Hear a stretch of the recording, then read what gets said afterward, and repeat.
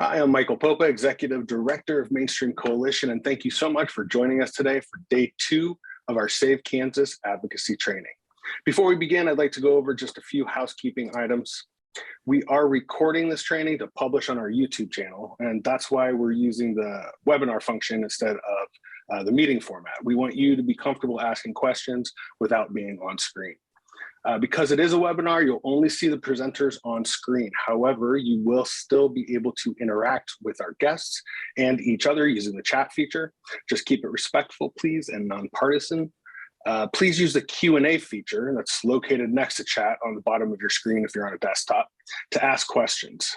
Click that Q&A button. During scheduled Q&A portions, we'll also have the ability to take you off of mute if you'd rather ask your question. Just click the raise hand button and let us know. Automatic closed captioning is available by clicking the CC button. There's a lot of buttons to click if you want to do things. It's very interactive.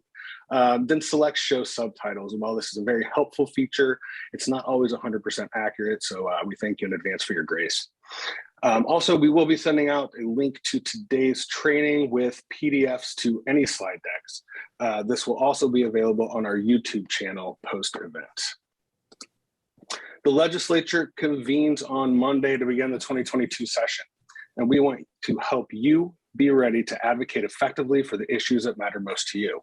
Yesterday, we discussed some basic advocacy tools, as you can see from the agenda here, some tactics. We gained valuable insight from sitting legislators, began the process of crafting our community stories, and learned how to build powerful and active networks. Today, we'll look at specific issues and messaging and take a deeper dive into what to expect this session with advocates and organizations that are on the front lines. At 12 p.m., we will be taking around a half-hour break. KS Fair Maps, effort driven by organizations and individuals in Kansas, has a media event, and so we'll be switching off for that. We will keep this Zoom open, but you'll have that half hour to have a break. And also, unfortunately, Planned Parenthood was unable to be with us today. It was a last-minute cancellation, but we are working with Planned Parenthood to have a standalone event. So please be on the lookout for that. A little bit about Mainstream. We are comprised of 3 affiliate nonpartisan organizations. We have distinct but complementary goals, and together we aim to realize our shared vision that we believe that engagement in all aspects of the political process is crucial to our work. Our main affiliate, Mainstream Coalition, is a 501c4 political advocacy organization. We were founded in 1993 with the primary purpose of guarding against ideological extremism and protecting the separation of religion and government. Today, we remain true to the full work of democracy that's always been integral to our mission: respect for the rights, beliefs, and freedoms of all individuals. Main PAC is our political action committee, which directly supports candidates and campaigns that align with our policy priorities and our shared values. And the Voter Network is our 501c3 nonprofit dedicated to creating a culture of informed and enthusiastic Kansas voters, especially in communities that have been routinely undermined in the political process. Mainstream's guiding principles are essential to who we are, and they inform how we approach our work. As we strive to empower and inform the electorate, we are committed to upholding these tenets in everything we do. And on screen, you'll see our guiding principles: separation of religion and government, cross-partisanship, and equitable representation. And we've also listed our 2022 priorities here that align with our founding mission and vision. And we'll be going into those different issues today. Obviously, reproductive rights, we will be setting a different date to go through that specifically. And now, without further ado, I'd like to invite our first guest and presenter, Tom Witt, Executive Director of Equality Kansas. Hi, Tom. Good morning, Michael. Good morning, everybody. I can't see any of you, so this will be a little different from how I usually do presentations. But I'm the executive director of Equality Kansas. Our focus is on LGBT rights. We've had a presence in the State House since 2005, and this will be, starting Monday, will be my 18th session lobbying for the LGBT community. I want to talk about what our agenda is going to be for this legislative session, and how you as citizens can come to the State House and make your views known, whether through direct legislative visits or through making presentations and testimony in committee hearings. So first, our agenda, we've been working, our first project was to try to stop the constitutional marriage ban that ultimately did pass in 2005 with 2/3 votes of the House and the Senate. And then it went to the ballot on April 5th of 2005 and passed there. And that was really the impetus to get Equality Kansas to organize across the state and to have a strategy and an agenda for dealing with ongoing attacks from the legislature. Almost every year since 2005, we have had to deal with anti-LGBT legislation that has ranged from the ridiculous to downright terrifying and dangerous. Just this last year, we saw a bill targeting trans youth, school kids, as young as 5 years old, that would have banned them from participating in sports if they identified as a gender that school district officials decided was not their gender. It would have required these kids to submit to actual genital inspections at their own expense. According to the original version of this bill, these kids would have had to have gone to a doctor and come back with proof that they were supposedly the gender that they were wanting to participate in a school sporting activity as. We did manage to round up enough votes to sustain the governor's veto. On the Senate side, it never did go to the House for a veto override, because once it was taken care of in the Senate, that was the end of it. We expect to see that come back this year. We also expect to see CRT, supposed critical race theory, be used as a means to attack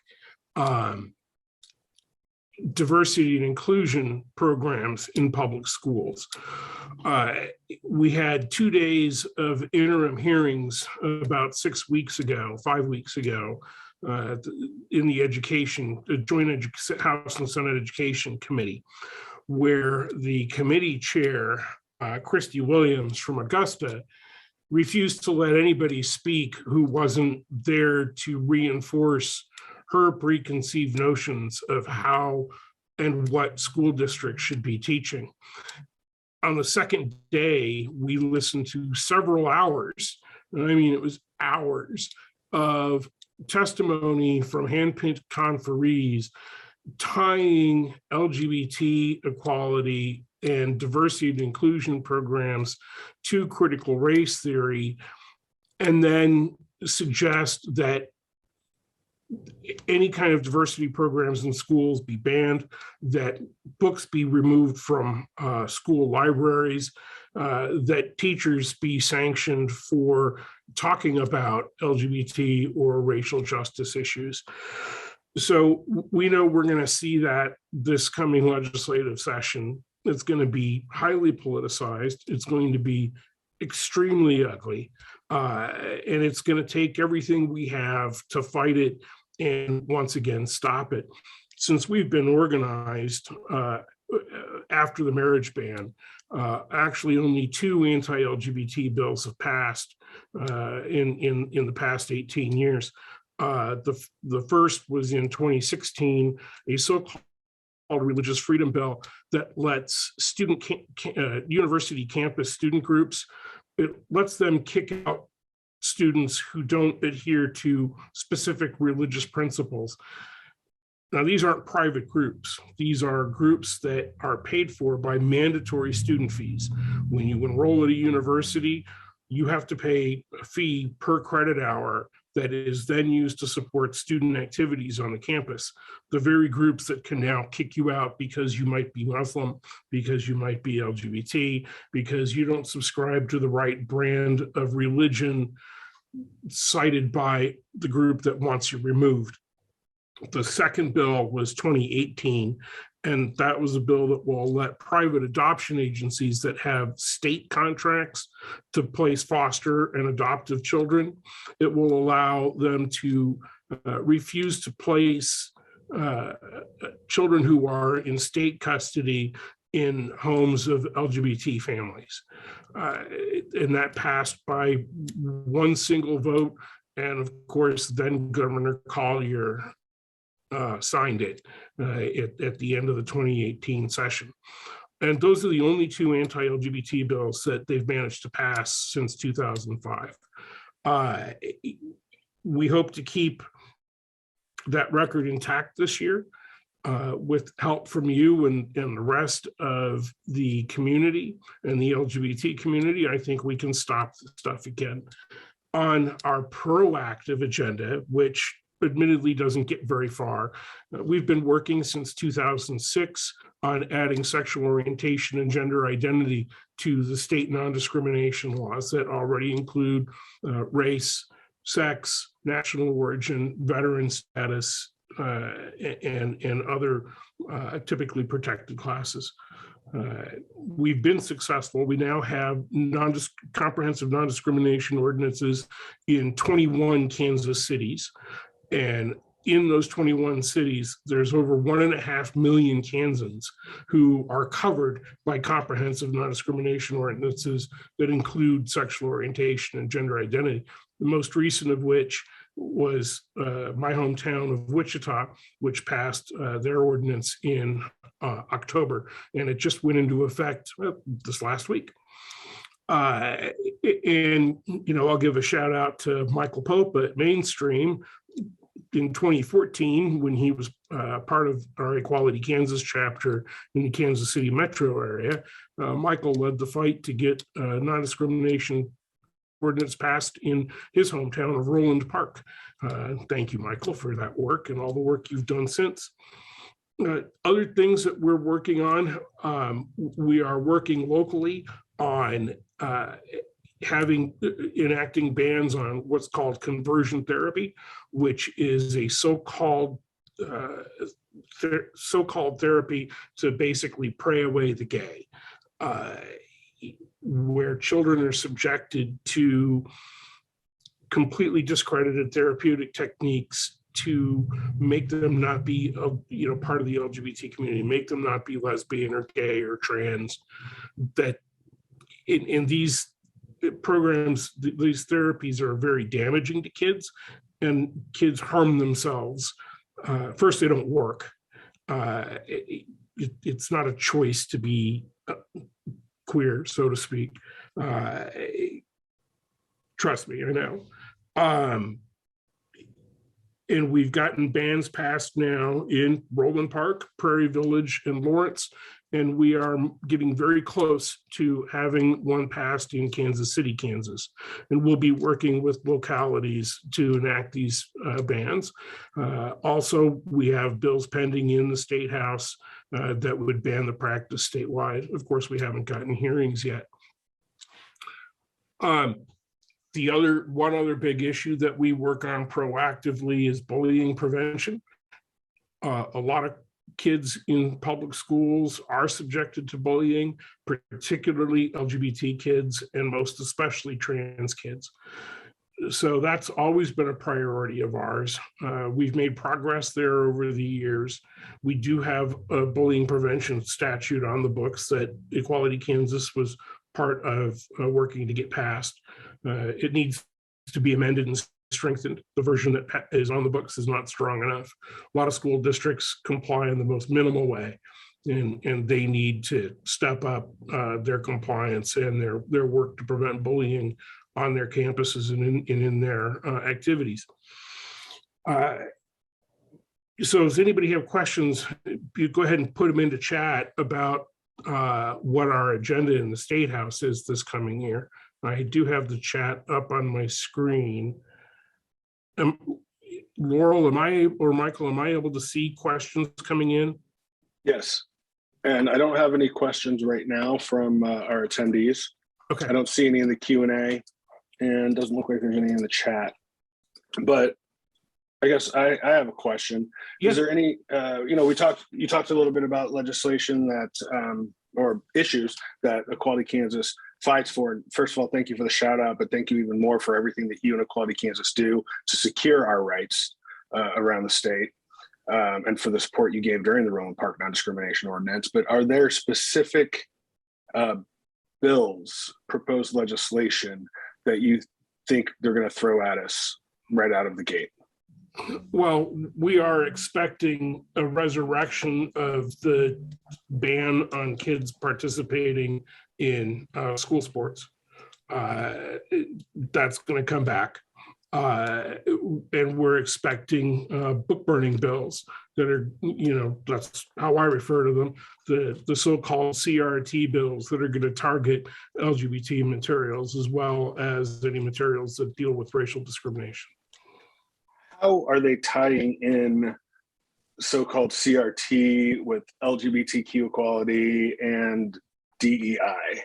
Yes, absolutely. Your question is, are they doing that? Well, are they? And yes, they are. How are they doing that? Because it seems like a stretch to me.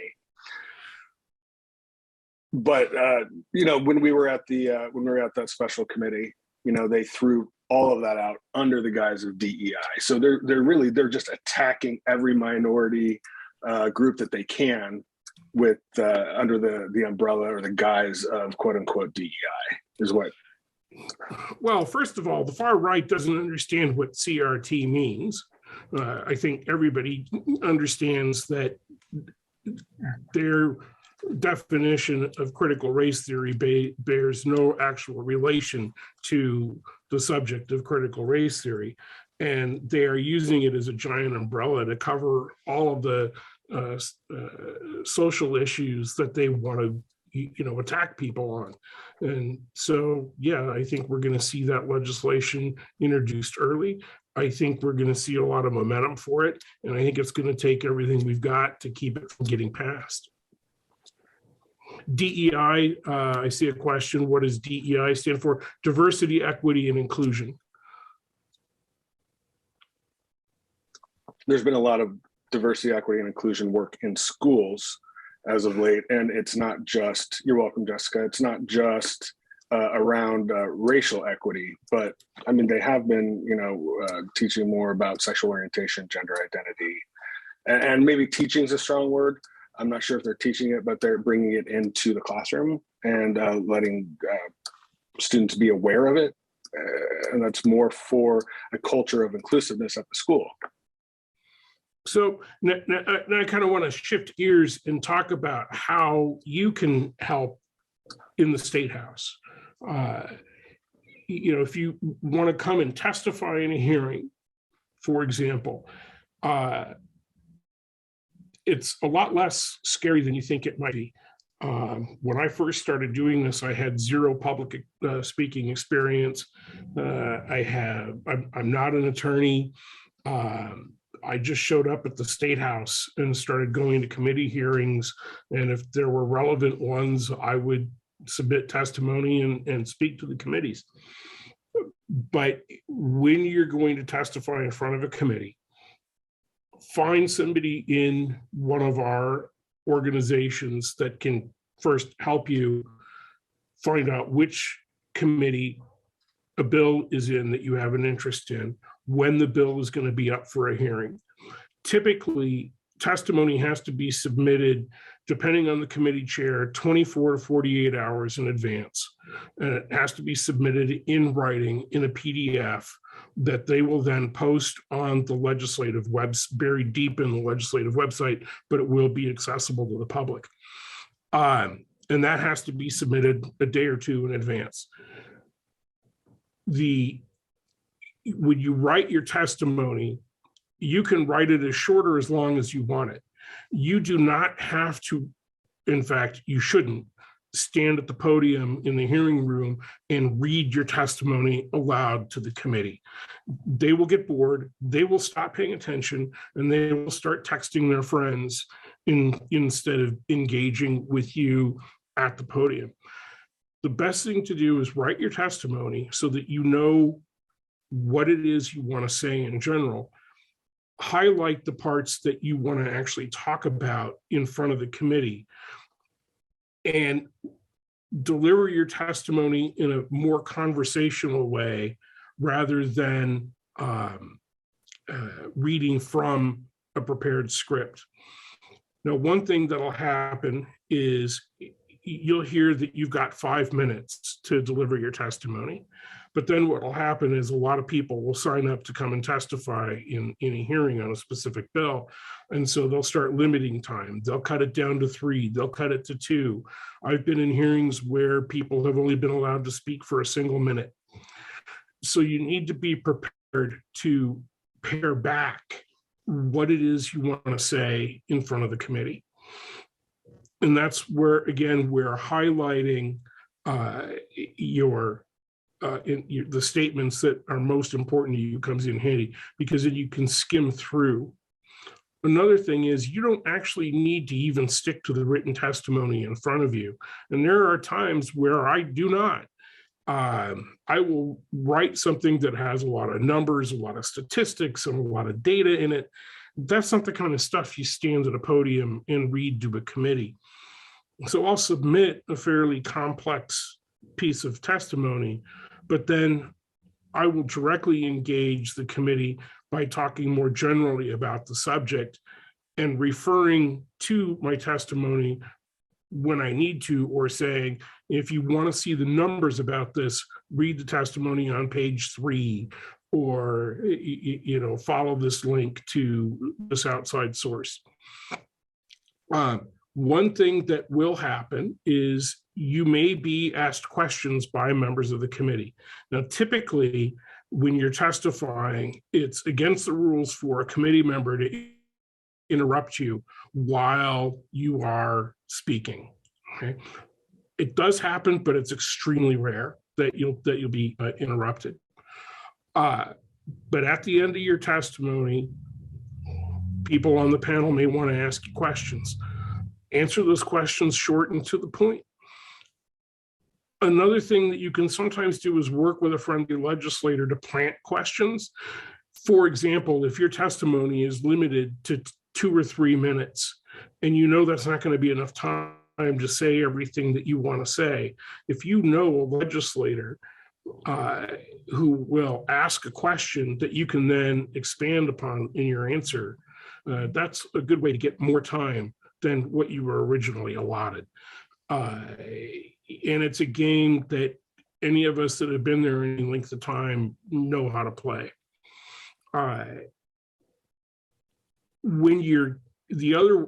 Anybody have questions on testifying in committees?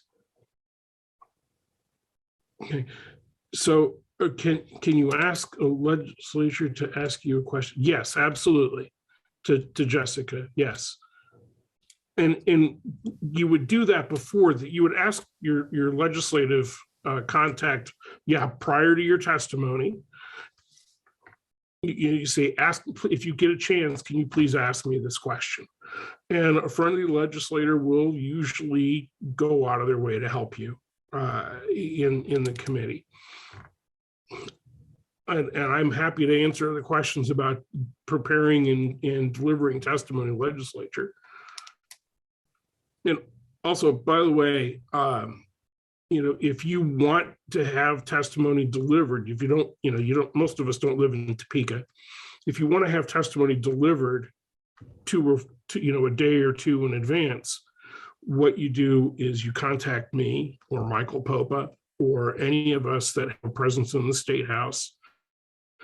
And we are generally more than happy to deliver your testimony to the right legislative office so you can meet that deadline without having to come to Topeka in advance of the committee hearing. Any other questions on showing up and testifying in committees? Well, I want to, it's Michael Pope. I want to also say, and just kind of, I guess, piggyback on what you said, that find the organization you're volunteering with or that you're supporting or that is leading on that issue, and watch for their action alerts or reach out proactively if you are concerned about something and you want to provide testimony. Because as Tom said, we'll help walk you through the testimony. We'll give you all the information that you need to submit that testimony, whether it's in person or in writing. And many times we'll be able to, I know Mainstream has done this in the past, we'll be able to submit testimony for you. And I think that's what you just said, Tom, that we can help get that to the right place. So the last thing I want to talk about is legislative visits. So my first visit to the State House was on the opening day of the 2005 session.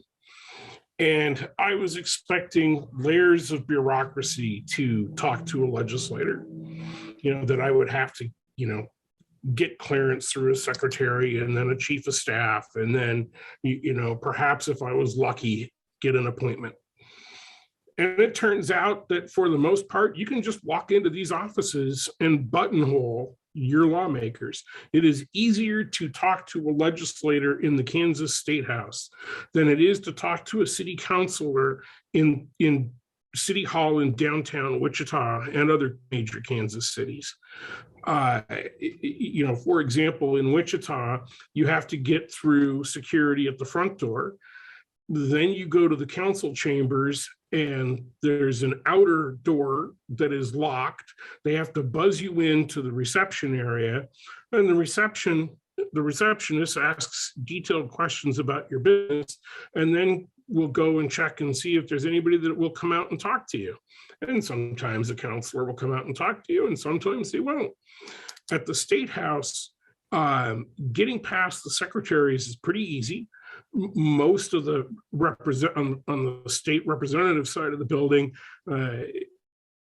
every representative is using a staffer who they share with 2 or 3 other state representatives.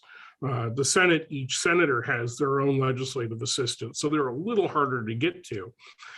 But the staffers on the House side aren't there to keep you from the legislator.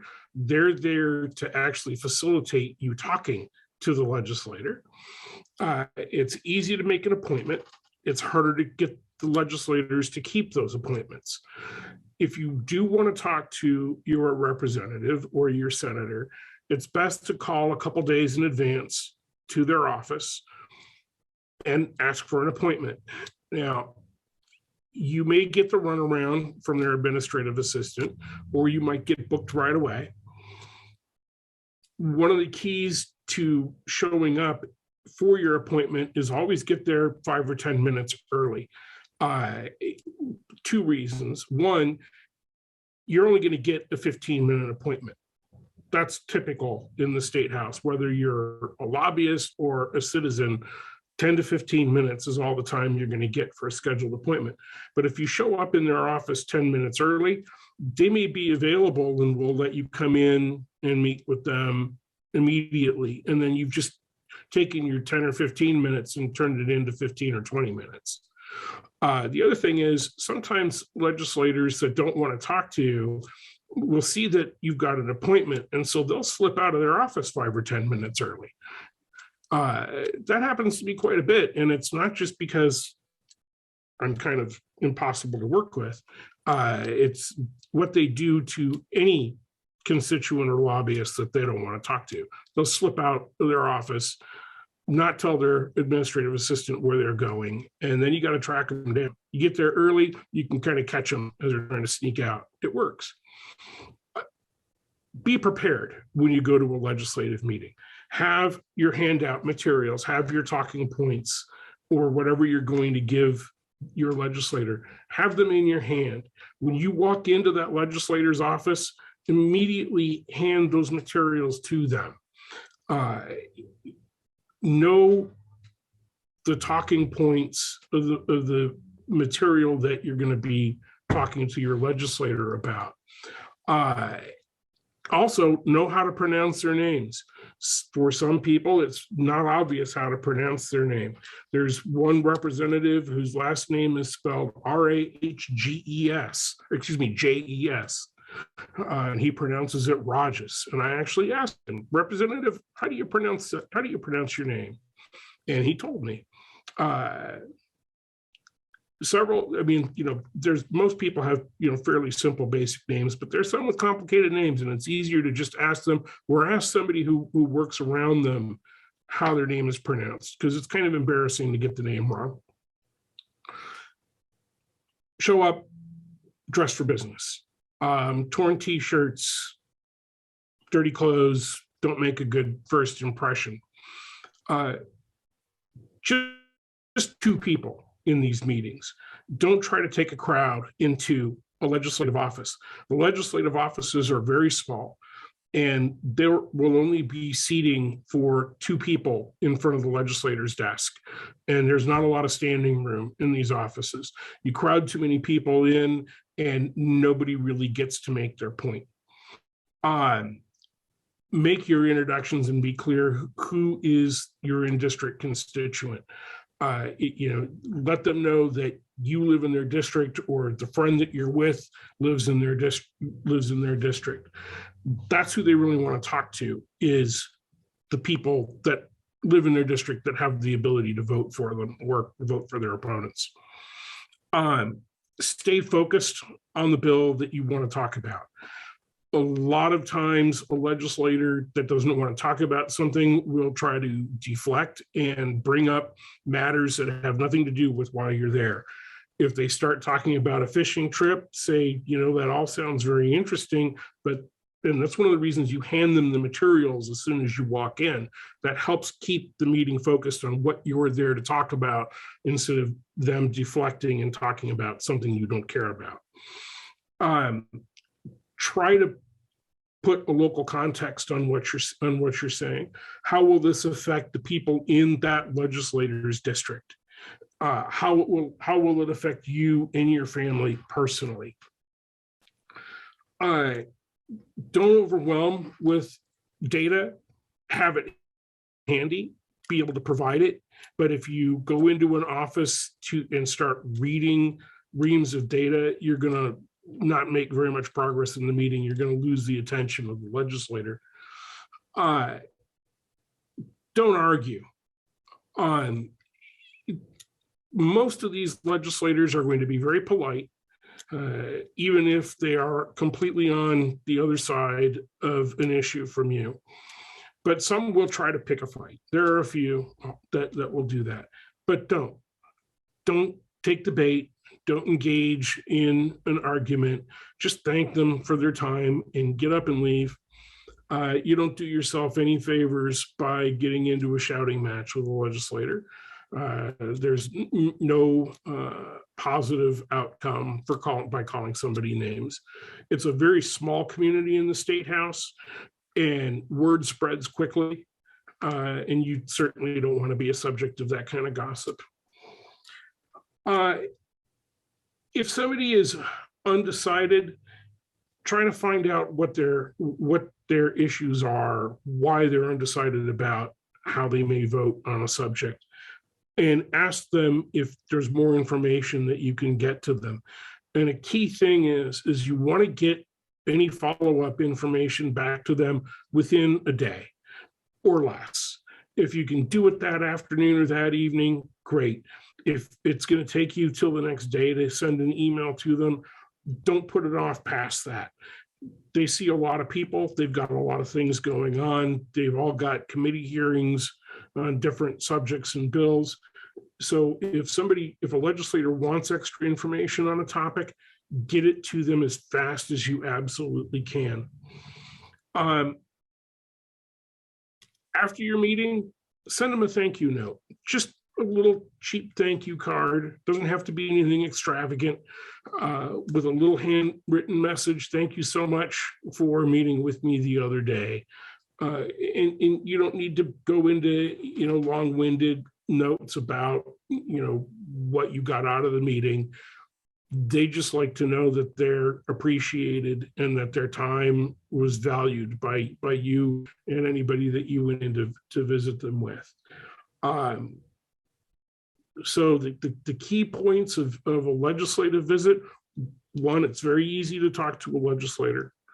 It's easy to get in and have the meetings. You want to be prepared. You want to stay on topic. You don't want to get in the middle of an argument, and you want to follow up after the meeting, whether it's providing additional information or sending a thank you. The follow-up is critical, because then you will reinforce in their memory who you were and why you were there. Questions on this? Let's see. I'm trying to figure out. Okay. So either I put you all to sleep, which would not be a bad thing on a Saturday morning. Tom? Yes, sir. So I don't think we should get into the weeds on this, because Equality Kansas, mainstream, other organizations are here to help. But you talked earlier, I talked yesterday about you don't have to be an expert to give testimony. In fact, personal testimony is probably the most powerful. What would you say to people that might be scared about alphabet soup that the LGBT community is going by? If people aren't comfortable with names or pronouns, they don't want to say the right thing or the wrong thing, as it relates to LGBTQ or queer community issues. So whose concerns are we addressing? The citizen going in for the visit, or the constituent? The constituent. Because it's already intimidating trying to give testimony, especially for the first time. And right. If you don't want to go in and offend anybody or say the wrong thing, what would your advice be? So my advice is always know your audience. In the State House, and there are people in the community and people on my board who question this, but in the State House, I don't do the pronouns, because I'm going to turn off half the Republicans right there. And the building is controlled by Republicans, and that's the audience. Keep the language simple and to the point. For a long time, in our written communication with legislators, we did not use LGBT. We did not use that acronym. We stuck to lesbian, gay, bi, and trans, and we would actually spell it out, because 15 years ago, people didn't know what LGBT, the common regular citizens didn't know what the acronym meant. But I also, now that LGBT is in fairly common usage, sometimes I'll tack a Q onto it, depending on the audience. But I'm typically going to stick with the 4 letters, because most of the general public knows what that means. And what you don't want to do is, if you're there to talk about whether or not trans kids have the right to engage in activities at school along with everybody else, that's what you want to talk about. You don't want to spend limited minutes in a legislative office or at a committee podium having to explain what words mean. Okay, so keep your language simple, know your audience, keep it to something that you know they're going to understand. Does that, Michael, does that address what you're... Yes. Your question? Okay. Yes. Well, because it's sometimes confusing for people, and I don't want that to be a reason that someone does not provide testimony. Yeah, just keep it simple. Just imagine that you're trying to explain something to your 92-year-old Republican grandfather, and then you're good. There's a question: how do you deal with legislators who won't respond to email or other communication? Show up. buttonhole them in their office or find out what their committee schedule is and stalk them outside of committee rooms. In a very polite, respectful way. Right? Sure. Very polite, very respectful. Yeah, but no, I stalk legislators all the time. And if they're really busy, if they don't spend a lot of time in their offices to begin with. And so it's not necessarily that they're avoiding meeting with people. If a legislator has three very busy committees, and typically a legislator has 3 committee assignments. If they've got 3 real busy committees, then they're going to be on the move all day, every day. And so the only way you can get through to them is to just show up and catch them outside of the committee room. And, I'm not going to talk about, I'm going to assume a lot of our allies will also be in the building when I say this. So you can talk to me, or you can talk to Michael, or Modi Reber is going to be on later on today.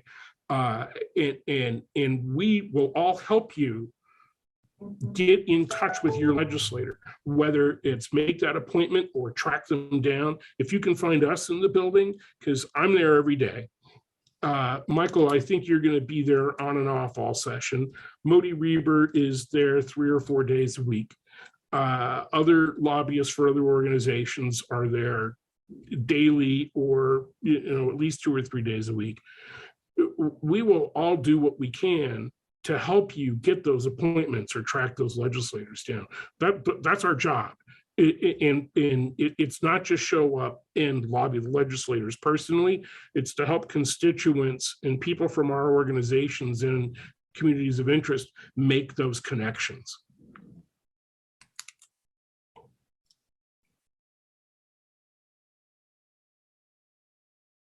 My name's Mary Galligan. I'm here today on behalf of the League of Women Voters of Kansas. And we're certainly glad you're here to talk about redistricting. And I must say, after listening in on the press conference, I feel like I just need to sort of sit back and let all of that soak in. But instead, I'm going to review very briefly where we are in this round of redistricting, which, as you heard, really began in earnest in August when we received the census figures, and then talk a little bit about what you can do to advocate for a fair process. For those of you who've been thinking and worrying about redistricting for the last decade, please bear with me as I begin at the beginning for those who haven't. I'm going to share my screen here in a sec, and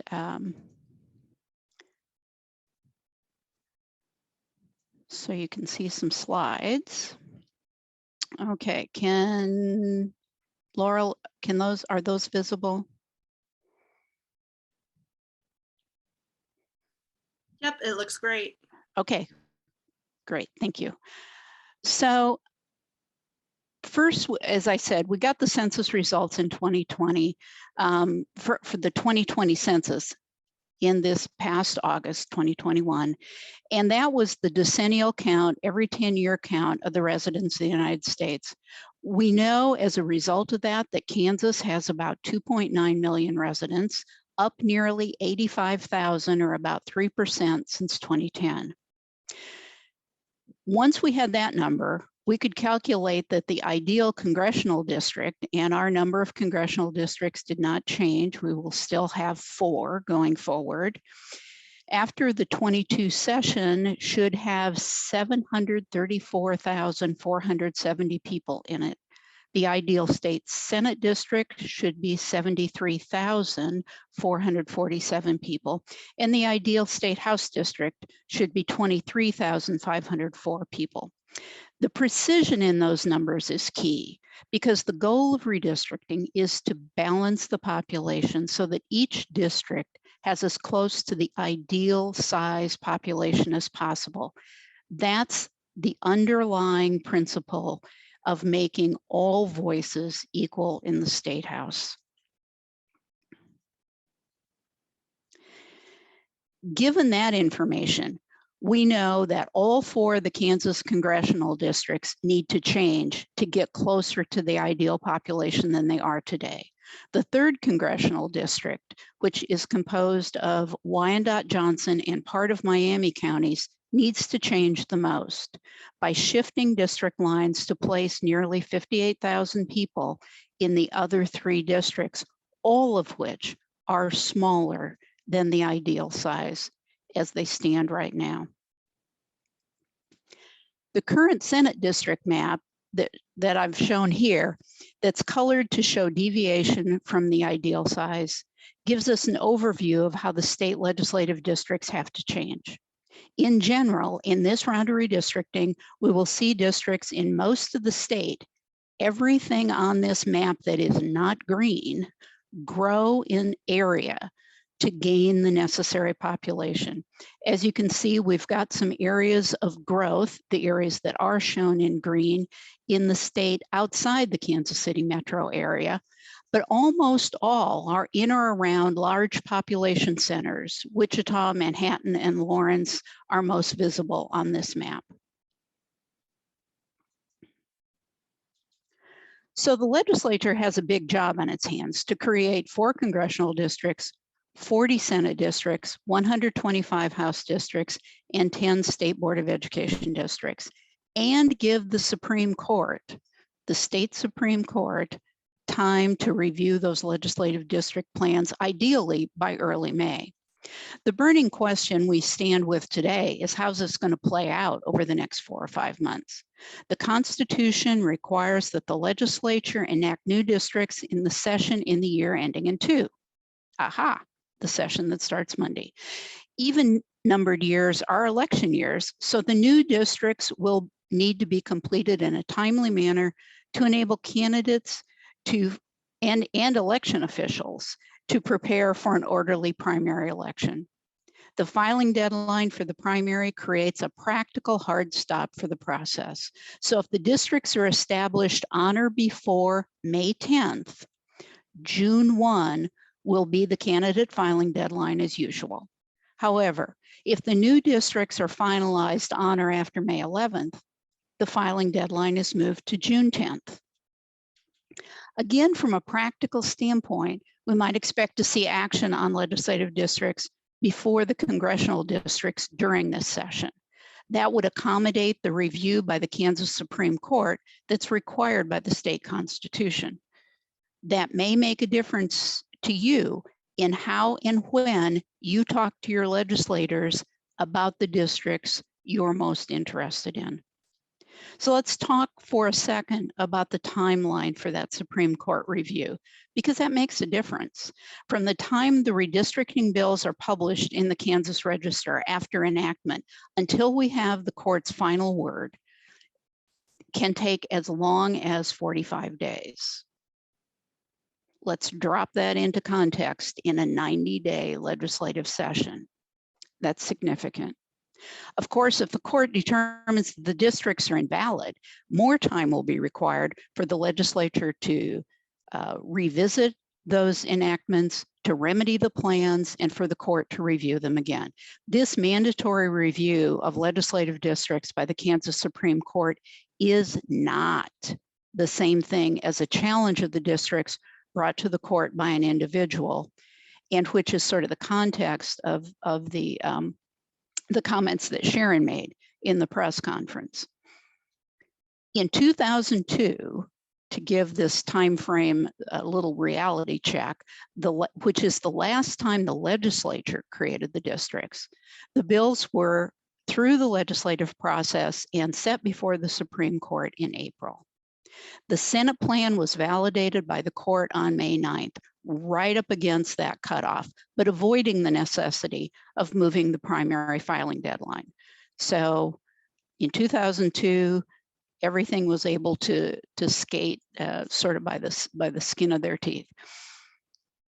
We don't have a more recent example because in 2012, as many of you will recall, the legislature didn't enact any redistricting bills at all. As a result, the federal district court, in response to a challenge from a Kansan, created the districts we have today. Those districts were included in the court's order that was issued on June 7th, enabling the June 11th filing date to hold. June 10 was a Sunday in 2012. So if something like the 2012 schedule is superimposed on the tentative 2022 session calendar that anticipates first adjournment on April Fool's Day, we might expect action on legislative district bills relatively quickly, perhaps in late February or early March. Remember, bills containing new districts go through the legislative process just like any other. And I'll be the first to say the diagrams in the civics books don't tell you the whole story. But these bills do need to be acted upon by the House, the Senate, and the governor. Of course, the League and other members of the Kansas Fair Maps Coalition are asking that the public be heard also in that process, because redistricting bills really aren't like any others. We have only one chance each decade to seek fairness in this process. It seems like carving out some time to hear from constituents should not be an onerous ask. And that thought takes us to one of the first things we expect to see during the session. That is for the redistricting committees, House and Senate, to finalize their guidelines and rules.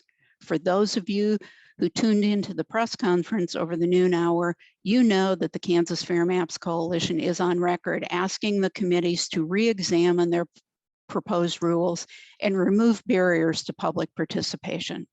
This is something that advocates such as yourselves can and should act on now. The barriers created by requiring that plans submitted by the public have a legislative sponsor, a new requirement announced just a few weeks before the start of the session and just before the holidays, may be particularly difficult for the public to maneuver. Furthermore, there are many unanswered questions about exactly how the sponsorship will work and the implications on public participation in the process. And that sets aside many of the questions that are unanswered at this point about how the rules technically will work in a world where you and me and everybody else who's interested in this process has access to very powerful free tools with which to explore how districts might best be drawn to represent our communities. In addition to potential problems with the committee's rules, here we are on the Saturday prior to the start of the session, and we still don't know what guidelines the committees will use for creating districts. That in itself has a dampening effect on public participation. Because who wants to go to all the effort of crafting a statewide district plan only to find out after the fact what criteria will be used to evaluate that plan? So here's where we're at. We know how much change is needed in each district to achieve the one person, one vote standard. We know that House and Senate redistricting committees have been appointed and who sits on those committees. We know that the committees have held listening tour sessions in several parts of the state and have gathered hundreds of pieces of testimony that we are confident they are analyzing as we speak. So what's the timeline moving forward? We know the bookends. The session starts Monday. The candidates in the 2022 election will file for the primary early in June.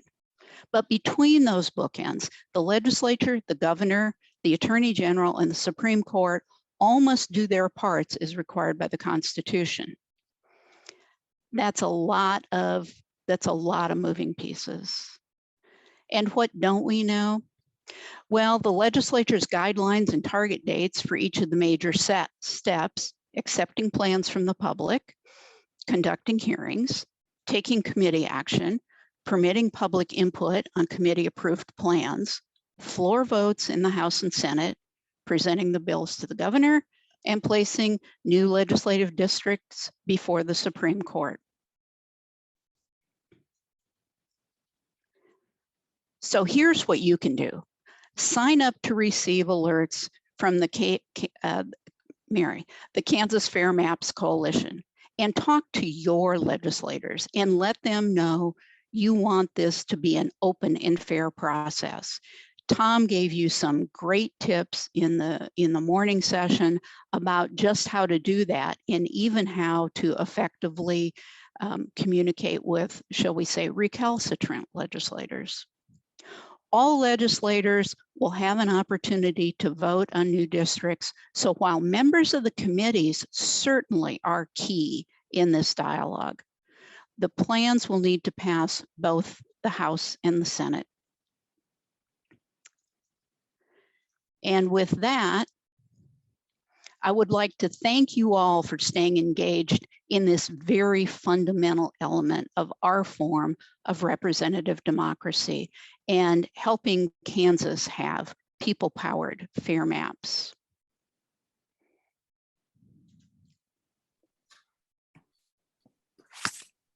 Thank you, Mary. Let's go ahead and move on to the next part of your presentation. I invite your colleague Seal to speak as well. Hi all, I'm so glad that you all could be here today.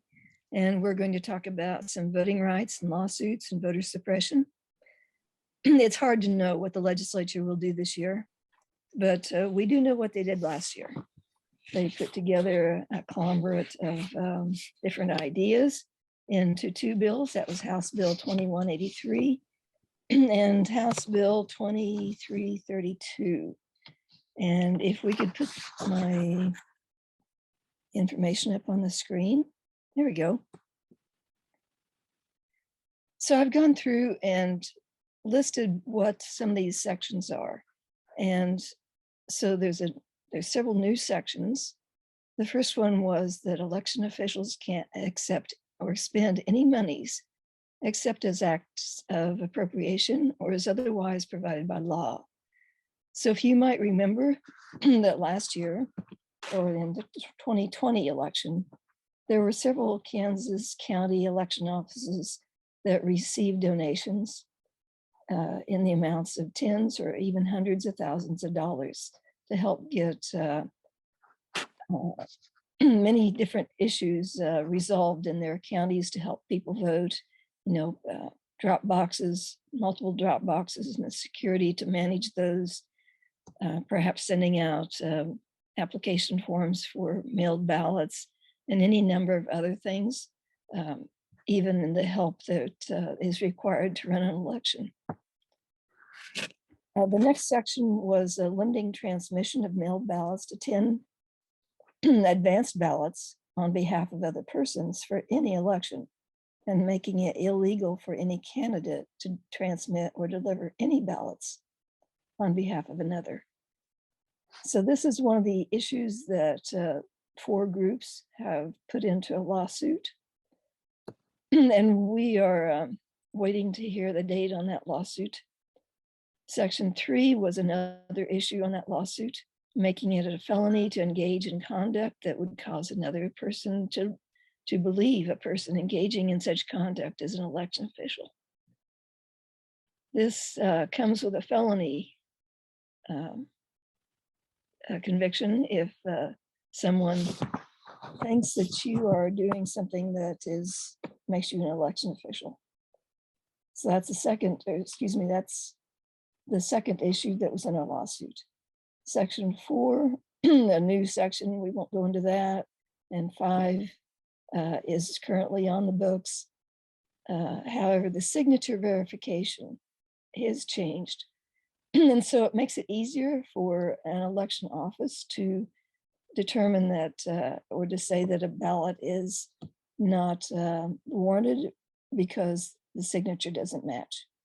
They really need to tighten that law and be more specific, and also more accommodating in making sure that if a signature doesn't match that's on the envelope of a mailed ballot, that it can be rectified. So maybe the person broke their hand, they've gotten older and are shaky, whatever the reason might be. So that was the third issue in our lawsuit. And scroll on down. And these other sections 6, 7, 8, and 9 are already in the bills, in our statutes as they currently reside or were before. Just note that both of these bills do have a provision that if any provision is invalid, the rest of the bill still stands. Then going on to House Bill 2332. There's a new section. Neither the governor, executive branch, nor the judicial branch, nor the Secretary of State can modify the state election laws. So before there was a provision that if there was an emergency, such or a natural disaster, that these three different levels of government could make changes, perhaps keeping polling places open longer, opening up more polling places, extending voting hours to the next day even. And they can no longer do that, even if there is an emergency or a natural disaster. Excuse me.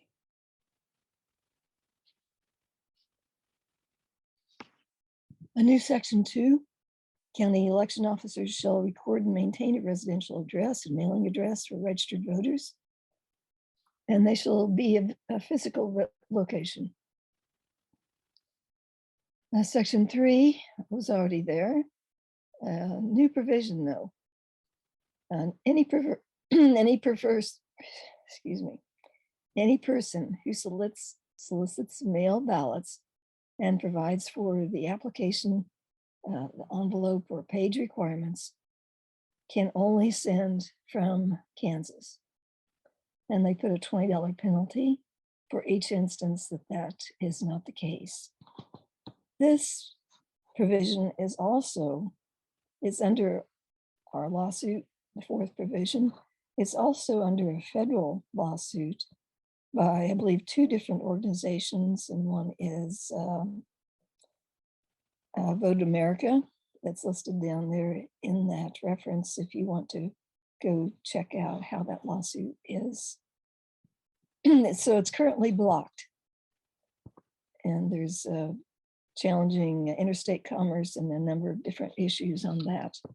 So we know that even in the bills that were passed last session, there are a number of issues that are being challenged in court. One of them has already been blocked. And so as these lawsuits are resolved, it might be that we find that some of these are also blocked or deemed unconstitutional.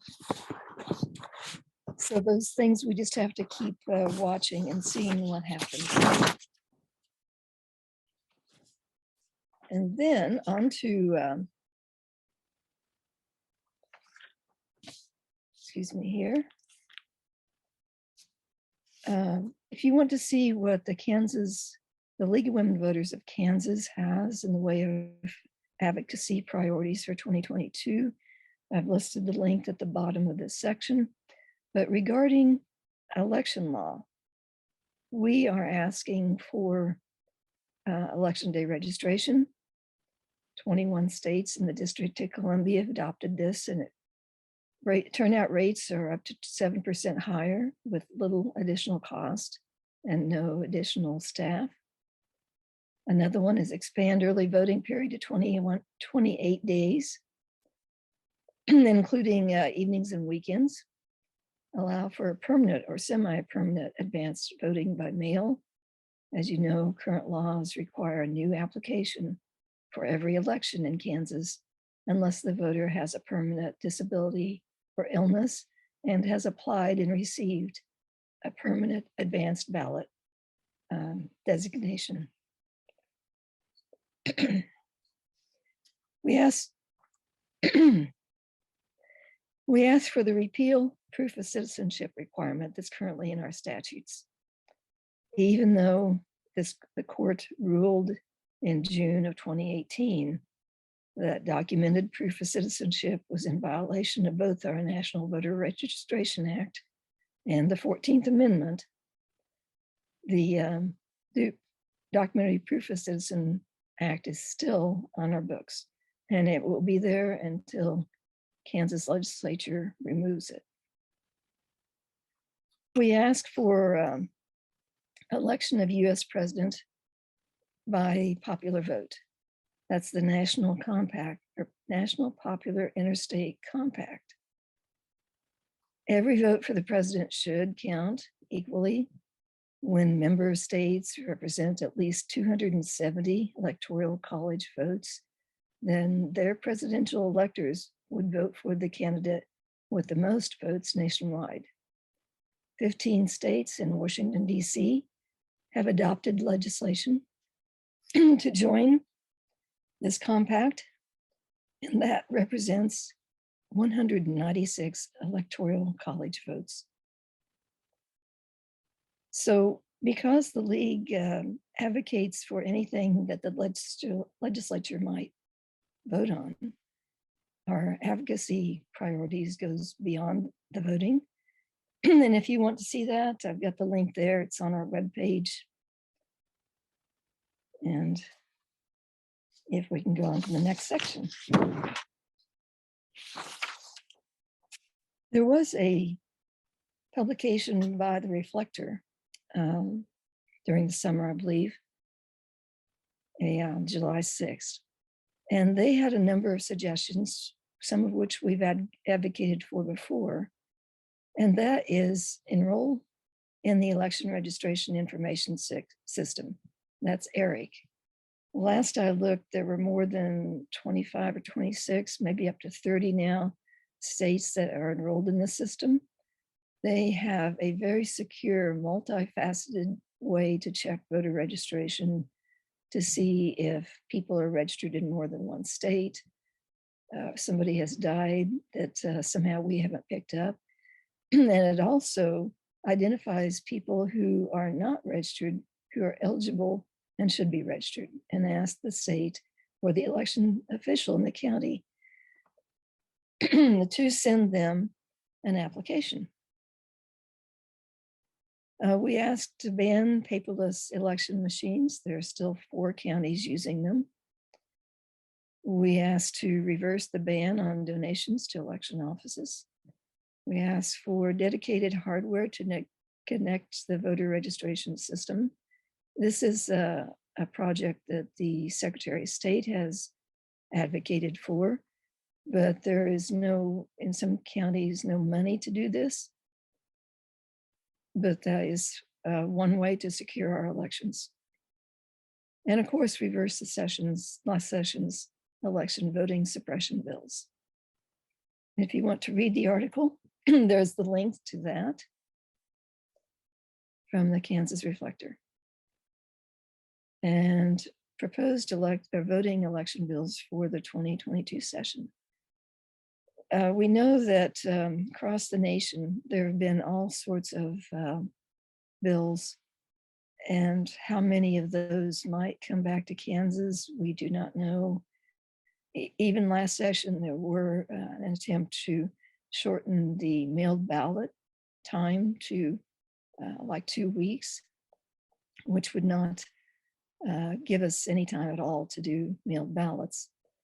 But currently, the Secretary of State is asking for a bill, including one that would allow state or county election offices to purge their voter rolls when somebody skips 2 elections, 2 state or federal elections. That would be, I believe, the even number year elections, and to expand election audits beyond the current 1% of ballots audited. And there's also a Kansas Reflector article on all of that. It looks like the Secretary of State is trying to follow the National Voter Registration Act in doing this, in asking for nothing short of 2 federal or state election timeline. And then there's also a requirement that all these people would need to receive a returnable card or affordable card even. And that if an elector or excuse me, a voter returns that card, to show that they are still alive and kicking and they're at the appropriate address, that they stay on the voter rolls. But right now, we know that some voter rolls have people on there who haven't voted for maybe a decade. Last I looked. So if you are not already aware of it, to check your voter registration, your districts, that should be a polling place, not oiling lace. Your mail ballot and more, with your first and last names and your birth date. You go to myvoteinfo.voteks.org, that voter view, and all that information on all your districts for your representatives, and also your voting history is on that site. And I hope everybody's familiar with that, but if you aren't, please check that out. And if you know somebody who's not sure about their voting status, you can give that website to them and they will be able to check quickly. So if anybody has any questions, I think both Mary and I are open to questions. We do have a question, and I am going to go up and unmute. Give me just a second. Jessica, I'm going to go ahead and add you over so you can unmute yourself and ask your question. And I believe this was for Mary. Hello. Yes, this question, can you guys hear me? Mhm. Okay. So this question, I actually have two questions, but I'll just do one first and let somebody else go. And if there's not anybody else, I'll just ask the other one. So my first question is, what happens in these, if these deadlines are not met, and we can't come up on election day and there are no new maps? So I know you mentioned the 2012 results. Can you speak at all to how that looked in 2012 and what that might look like this session, if that might occur? Well, yeah, thank you, Jessica, for that question. So what happened in 2012 was that when it became clear, I think I'm remembering this chronology correctly, when the legislature adjourned without having enacted maps, a member of the public approached the court by filing a suit and asking that the court draw districts because an election was coming up, and to use the existing districts for that election would have been unconstitutional because those districts were sufficiently out of compliance with the one person, one vote requirement. So it was the fact that the legislature didn't sort of do its duty that ended up with that case in court. In that case, the person filing the suit was not challenging districts. They were challenging the possibility that the election would have been conducted on unconstitutionally composed districts that were hangovers from 10 years prior. Interesting. So would they pass that now if it had to go that far? Are they the same maps then, or? So what the court did as an outgrowth of that lawsuit was oversee the drawing of new districts and then impose those districts by court order, by order that they issued. And those are the districts we have today. So those districts now, because of population growth and shrinkage and change, are equally unconstitutionally composed and need to be replaced, both under the Kansas Constitution, which specifies redistricting be done in the year ending in 2, and the provisions of the US Constitution that require equality of population in legislative districts. Thank you so much for all that information. Sure.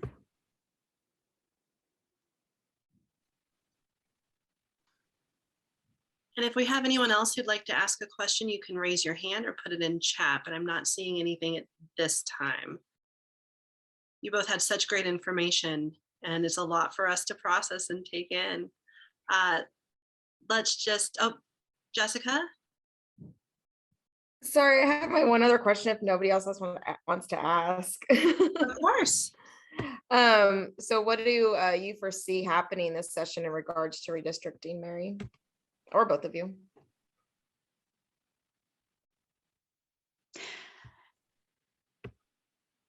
I have a very, very cloudy crystal ball. So I honestly, and I don't hang around in the halls of the State House very much anymore.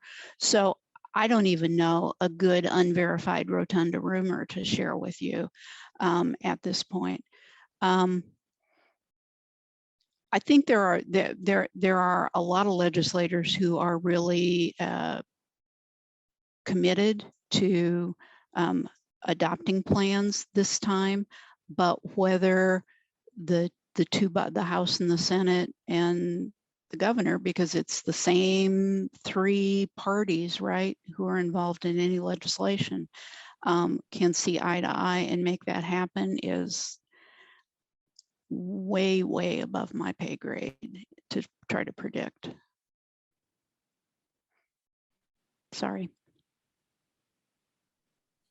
That's okay, thank you. Neil, did you have anything you wanted to add? No, Mary's covered it. All right, thank you, Jessica. Melissa, I'm gonna move you over so you can ask your question.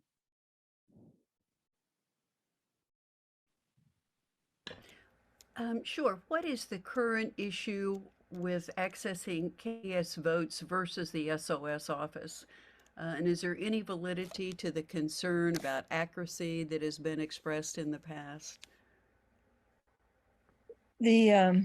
As far as I know, and when I looked just a day or 2 ago, the Secretary of State's online registration was still being updated to accommodate digital, to accommodate phones, I believe. And so if you want to register, I think even on a computer or an iPad or your phone online, you should use ksvotes.org. They have a very well-established team. They are constantly in touch with all county election offices. They monitor those applications online so that they know they get to the correct county and that they are actually registered. And as far as the SOS site, I don't know what their timeline is on having something similar to the versatility of the ksvotes.org site. So has the Secretary of State's office become more accepting of KS votes? They, I think, don't like the competition or being in charge of everything.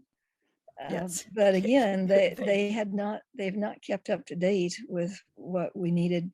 And of course, the KS Vote site was built when we still had to have proof of citizenship with a Kansas form. And so the KS Vote site adopted the federal form for use on that to avoid somebody needing to send in a copy of their birth certificate or naturalization document or Native American tribal card, one of those few things that actually say you're a citizen. Great, thank you. Mm-hmm. We do have another question. Connie, I'm going to allow you to speak, but if you'd rather not, I'll take you right back off and I can read your question. Hi, Connie Brown Collins from Voter Rights Network of Wyandotte County. As many of you know, we've been working closely with the League on drawing maps, particularly for Wyandotte and Johnson. And my question is, has the League, I know the League was trying to get legislative sponsors for its statewide maps. Has it succeeded? And if so, who are they? Hi, Connie, good to see you. The State League is still working on its maps. We are continuing to take input from members of the coalition and other communities. So we're trying to do the tweaks necessary to sort of raise those maps to the next level of responsiveness to the various communities. We have some ideas of legislators who might sponsor the maps, but quite frankly, Connie, we want the committees to take that rule out. That's the position we're in right now, and that's really what we're advocating for. That is a rule that really, in our minds, creates a much higher bar than has any practical necessity in this process. Thank you. You bet.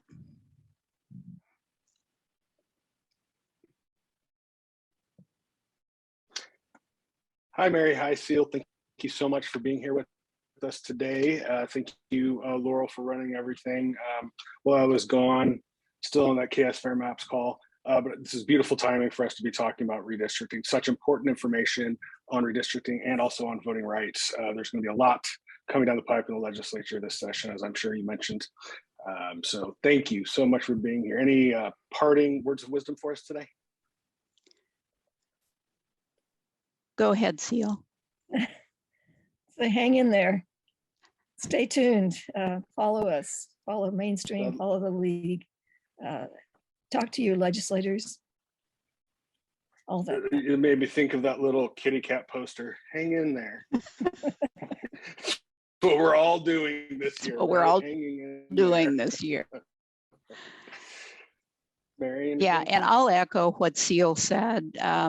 This once a decade exercise of drawing new districts is just so crucial to how we are represented in these policymaking halls of the State House. And even if you've been hesitant before to sort of engage in a conversation with your senator and representative, buck up and do it, because this is really important stuff. So thank you all for your time and attention on a Saturday, for heaven's sakes. And thank you too. It's been a pleasure having you. Always very informative. And now I'd like to introduce our next guest. We'll be talking on public education in a couple of different ways. We have Judith Theyre, founder and executive director of Game On for Kansas Schools, and Rabbi Moti Reber, executive director of Kansas Interfaith Action. Good afternoon. How are you both doing today? Doing well. How about you? Doing well. Thank you very much. I am going to jump off screen because this is all about you today. I know that we are talking about not only public school funding, but also the current DEI umbrella that the legislature is trying to move forward. We talked about this earlier, the diversity, equity, inclusion with so-called CRT. Moti, I know that you've been using a different terminology for it. I'll let you introduce that. So with that, what we want to look at is talk a little bit about your organizations, what you do, and then what's coming down the pipe and how we might be able to message around that. And Judith, I'd like to start with you. Great, thank you. So Game On for Kansas Schools has been around for, unfortunately, over a decade. So we've been trying to make sure that parents, teachers, community members are informed on education issues. I think particularly in education, we see a lot of spin or manipulation of data. And so we try to help cut through some of that. So I think I will just kind of, I guess one other point, we really work with a lot of other organizations. So we are statewide, and we work closely with partners who are more locally oriented, as well as ones that focus on other issues, but then overlap into education.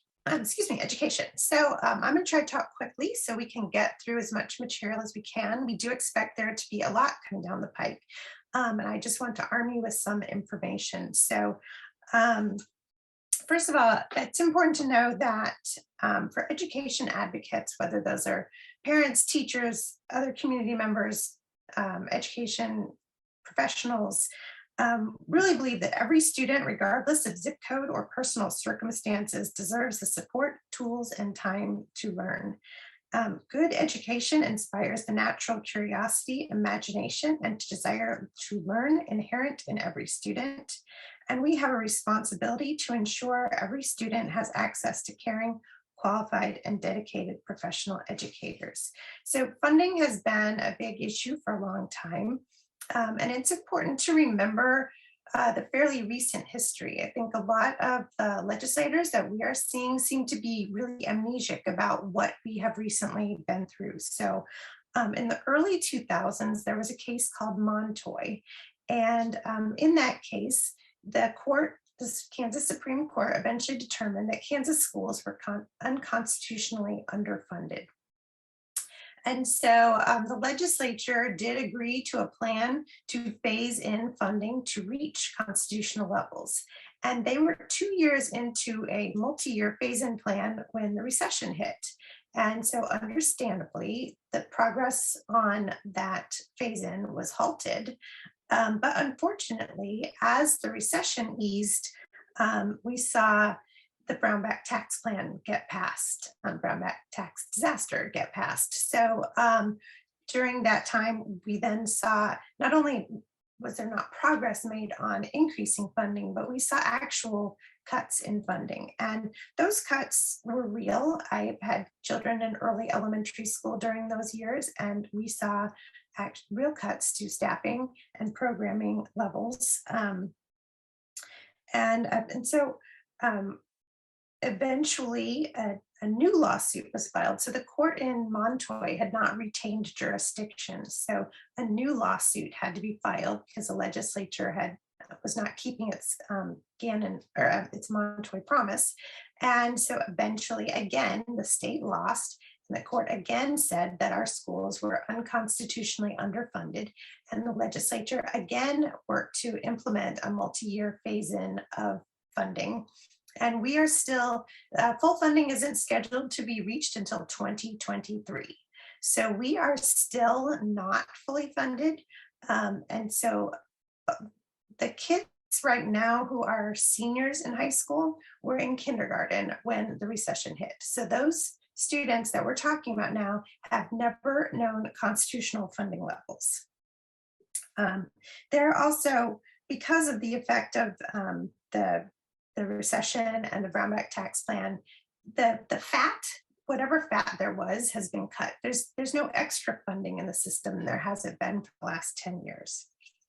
And you may also hear them talking about how, well, education funding has been increasing. Well, yes, but increasing from deficient levels. And actually all of the Gannon funding is just going to restore us to 2009 levels of funding adjusted for inflation.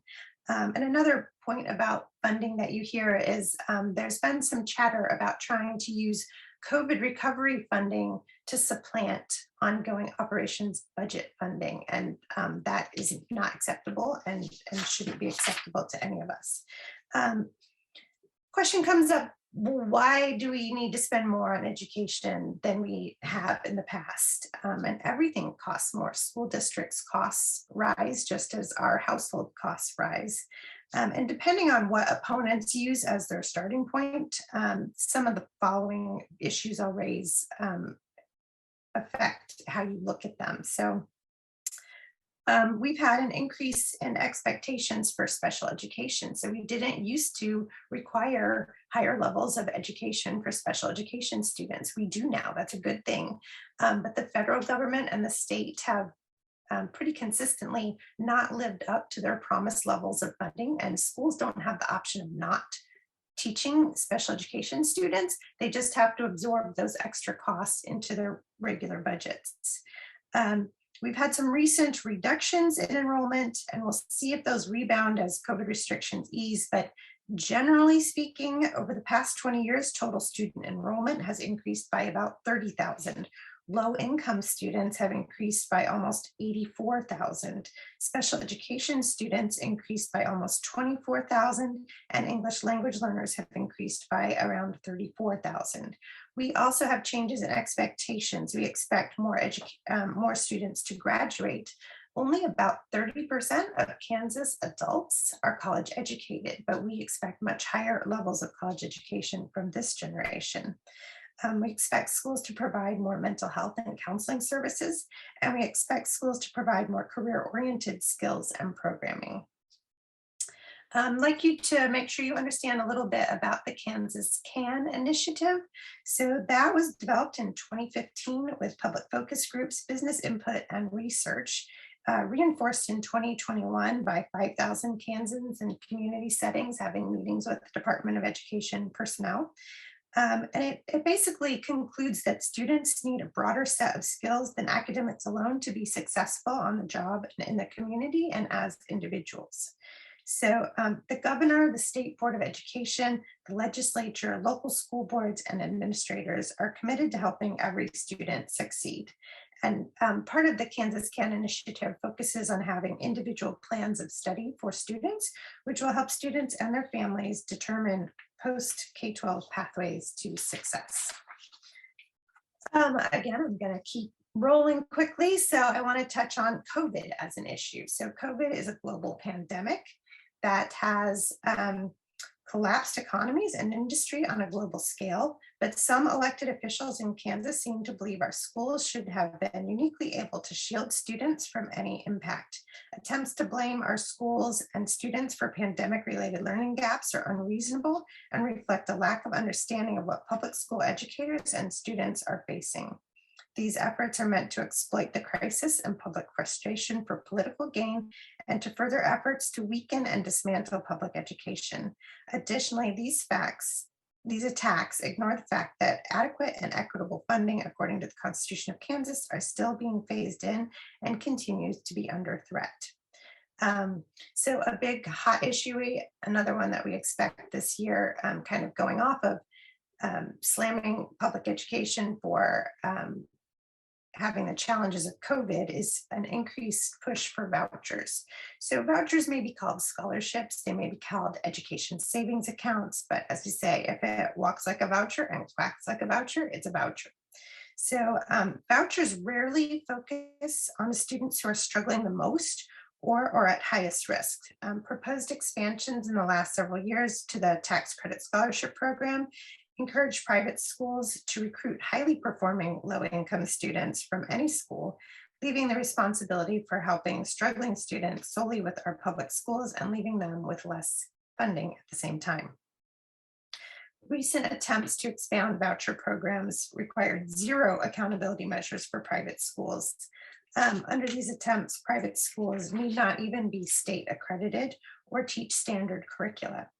Data also show that most voucher programs do not increase academic performance for students, and there are numerous examples of fraud and abuse in voucher programs. I mean, I'll say that as an individual, my feelings on vouchers have gotten stronger the more I have learned about the data. I mean, we should base our decisions on data, and the information that comes in shows that this is not the magic bullet to helping students in struggling districts. Moving on to academic achievement. So we would say that the sort of positive statement is that all Kansas children deserve to be met where they are in their learning continuum in order to maximize their learning. And test scores are just one of many parts of helping determine where students are and providing the supports to help them improve. We are all committed to helping every child recover from the pandemic's effects, including the restoration of vigorous academic learning. Kansas students, teachers, and schools should be given the resources, tools, and time needed to rebuild relationships and restore learning and health. So I do want to highlight that it's not all gloom and doom. There have been successes in the past several years. So graduation rates are increasing, and increasing at higher rates among English language learners, free and reduced lunch students, and students with disabilities. We've been basically holding steady, not dramatic declines, which actually is impressive given the lack of funding keeping up with our students' needs and a global pandemic. Our students really are, our schools are adapting. If you haven't been in a school recently, you should go, or you should talk to people who have kids in school. This isn't factory learning. This isn't the same as it's always been. There are lots of different programming options and innovation going on in our schools. There's an increased focus on individual plans of study, kindergarten readiness, opportunities for career experiences, and skills and post-secondary success. But when it does come to lagging test scores, we have to remember that some of what we're seeing is just the result of years of underfunding. You can't underfund the system and then expect exemplary results. You may be seeing some reports on Kansas assessment scores. So it's also, again, important to know that the Kansas assessments have been rated among the very most stringent tests in the entire country. Beware of relabeling of Kansas assessment results. They are organized by level. There are 4 levels, and the Kansas Department of Education defines what those levels mean. Data shows that we have kids scoring in level 2 that are persisting successfully in college. It's also important to know that changes in funding up or down may not immediately change outcomes. Learning is cumulative. Annual tests measure not only what's being taught that year, but what has been learned or not learned in previous years. In terms of ACT scores, most students take the ACT as juniors, but their scores are reported as seniors. Also, a few years ago, the legislature allowed for every Kansas student to, every junior to take the the ACT for free. So the number of students taking the ACT has gone up in our state, and you would expect that to then correlate to a drop in scores. If beyond the kids who need the ACT for their college applications are taking the ACT, you would expect the average to go down. That doesn't mean our schools are doing worse. Some funding has a long-term impact. More competitive salaries and stable retirement benefits should attract and retain higher level teachers, but that doesn't result in immediate increased outcomes. And the COVID pandemic reduced learning time, reduced in-person teaching and support, and created physical, mental, and economic trauma on students and their families. COVID has impacted 3 academic years currently. So kind of in a way, it's good news. I mean, wouldn't it be kind of sad if we had all this disruption from COVID and our kids seem to be doing just the same academically? I mean, it does matter. The environment, the schools, the in-person teaching has an impact. So overall, I think that's good news. So I will go ahead and turn things over to Modi to do coverage of teaching the truth. And then we'll both be available for questions. Thanks. Okay, thank you, Judith. Hi, everybody. I'm Rabbi Moti Reber. I'm the Executive Director of Kansas Interfaith Action. We're a statewide faith-based advocacy organization that works on a variety of social, economic, and climate justice issues. I'm a registered lobbyist. We have partnership relationships with a lot of the mainline denominations. So we're primarily kind of moderate to liberal Christian, Jewish, and Muslim, providing a voice for people of faith who are not covered by sort of the hard right evangelical sort of side of things, which is very well represented. So the reason I'm here, we actually don't work so much on public education, but the reason I'm here is to talk about what is called CRT, which is this year's moral panic on the right, a completely ginned up issue or non-issue that seems to be getting traction across the country. And because of the outcome of the way that it's perceived to have affected the governor's race in Virginia, we think that Republicans across the country will be campaigning on it this year. Now, CRT, critical race theory, is an academic pursuit. It's an academic course of study, which is taught largely on the graduate school level. It started in the education field, but has gone into it started in law, I think, and it's gone into education and a number of other places. It is not taught in the K-12 schools. That's pretty well established, but that doesn't seem to matter. We've seen, and basically that claim, that fact, is dismissed by the people who are sort of running this process in Kansas. So we're expecting legislation that would somehow target either talking about race in schools or diversity, equity, and inclusion trainings, offices, what have you. We were expecting there to be pre-filed. They've talked about it quite a bit. There was an interim committee that talked about it. We were expecting a pre-filed bill. There has not been a pre-filed bill, so we don't know exactly what we're looking at. One of the things they talked about is having some sort of transparency bill where you'd have to post curricular items online, which I don't think everybody would find particularly onerous. The question becomes if they start interfering with curriculum.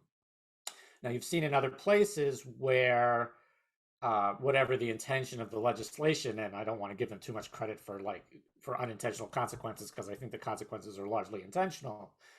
It has affected books that are allowed to be assigned.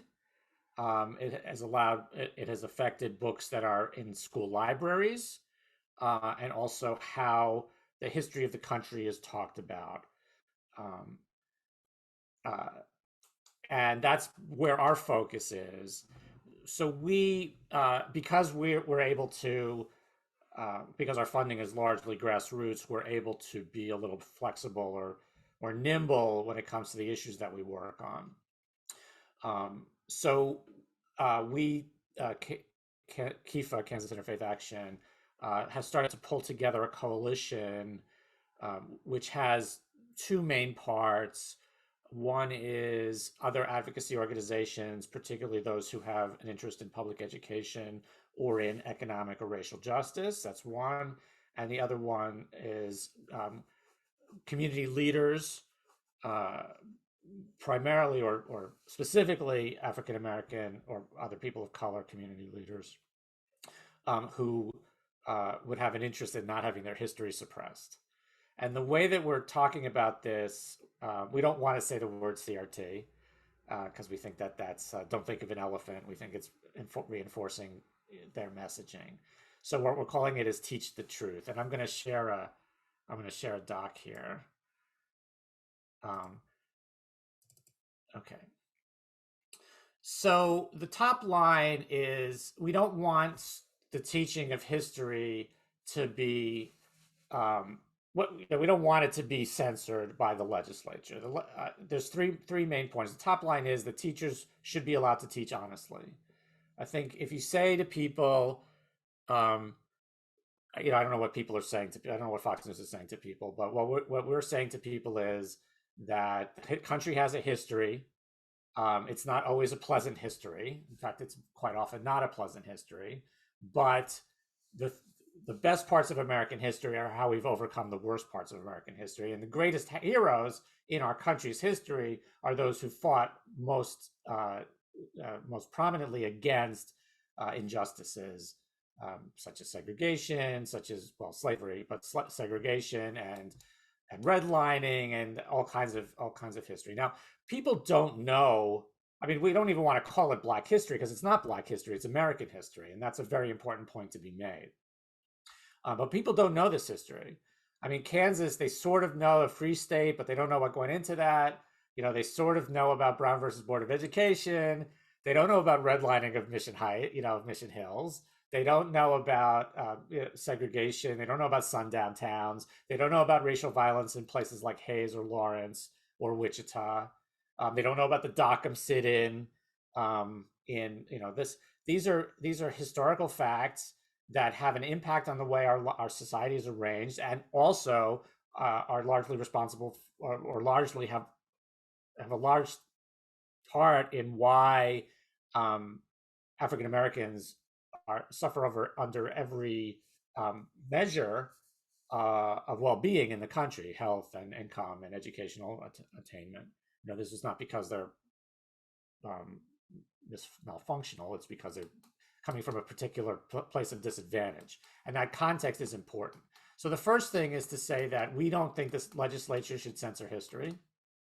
The best parts of history are where we overcome the worst parts. And it inevitably, whatever their intention, and again, we'll give them the benefit of a very large doubt, whatever their intention, the more they meddle in this, or the more they make race toxic, the more they're allowing the most sort of prejudiced or complainy parents to try to have a veto power over what's taught in school or what's in the school library. It's not that parents shouldn't have a say in their kids' education. Parents do have a say in their kids' education. We have an elected state board of education, and all the local school boards are elected. That's parental involvement.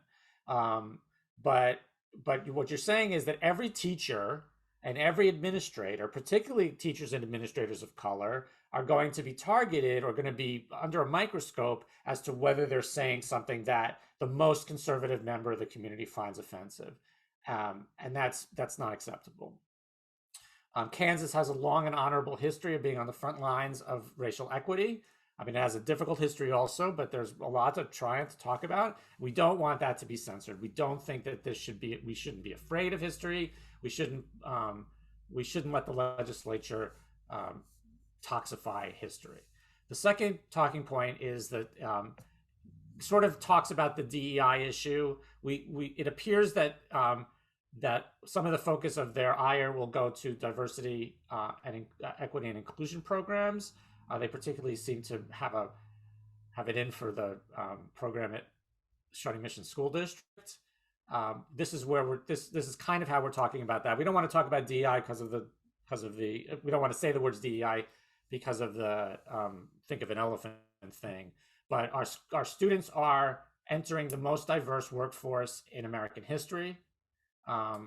They have to know how to get along with other people. A lot of people in Kansas might not have the experience of getting along with people who don't necessarily look like them.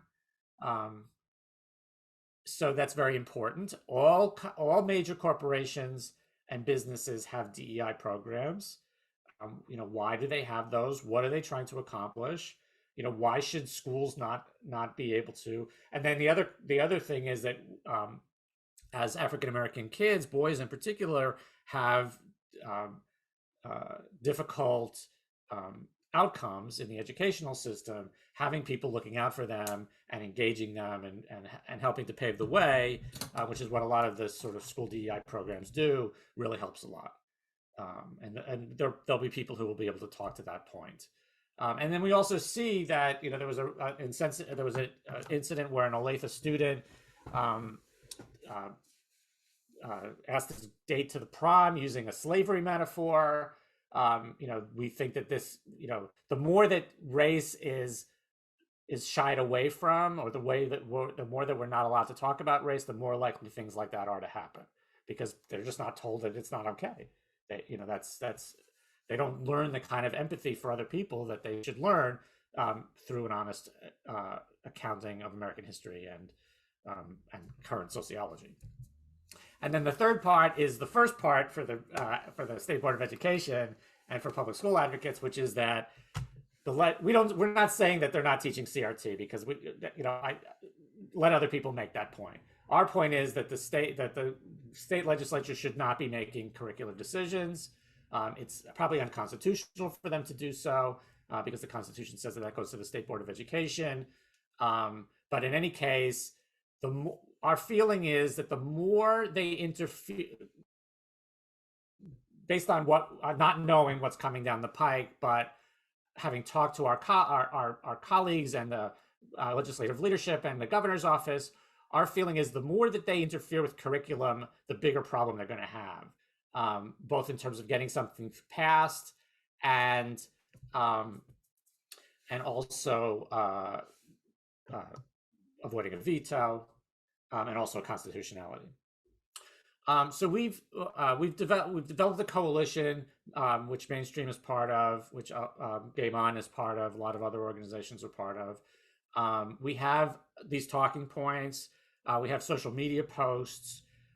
We're going to we have a legislative strategy, which involves visiting with it essentially involves trying to keep any bill under a veto-proof majority in either chamber or both chambers. The better off we are in terms of eliciting a veto. We're also going to have a rally on this issue, COVID permitting, on Tuesday, February 15th at noon at the state capitol. If you want more information about this, or you want to be involved, Kansas Interfaith Action, easy enough to find. I'm sure the contact information is around. I'm M. Reber at kansasinterfaithaction.org. We're happy to include anybody who wants to be included in this, both to come up to the Capitol to talk to legislators, to come to the rally, to do social media, to do public outreach, to do op-eds and social media postings and all that kind of stuff. We really want to show that there's opposition to this. I think that the people who are trying to ride this to public office, don't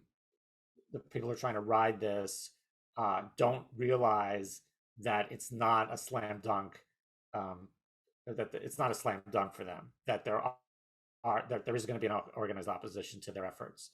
So if you want to be part of that organized opposition, then please be in touch. And I think we're going to go to questions. February 15th, yeah, Kansas Interfaith Action Advocacy Days are the 15th, 16th, and 17th, the 15th in person, 16th and 17th virtual. Right now it's scheduled to be inside, in the North Wing. And, last year we were very, it's a very difficult situation. I'm a lobbyist, I'm about to start going up there. It's a very difficult situation because last year, most of the kind of moderate to progressive lobbyists were going in by WebEx, and we weren't in the building, but the right wing is in the building.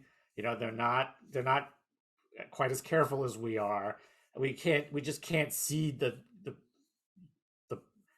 playing field to our opponents in the same way that we did last year. So I got a box of K95 masks, and I'm hoping for the best. Now we do understand that a lot of people won't necessarily want to do that. So we'll try to accommodate that, but I think it's very important. I think it is very important that we be represented in the building. however we're able to do that. Thank you. I'm going to add Judith back up so that we can go to questions. And Kate has raised her hand, so I'm going to move you over so you can ask your question, Kate.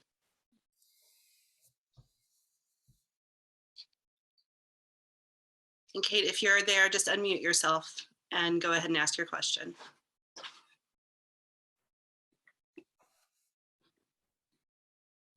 It's been a little bit since Kate raised the hand, so let's see if there's anyone else, and we can always bring you back over, Kate, in a second. Are there any other questions? Hope I didn't put Kate to sleep.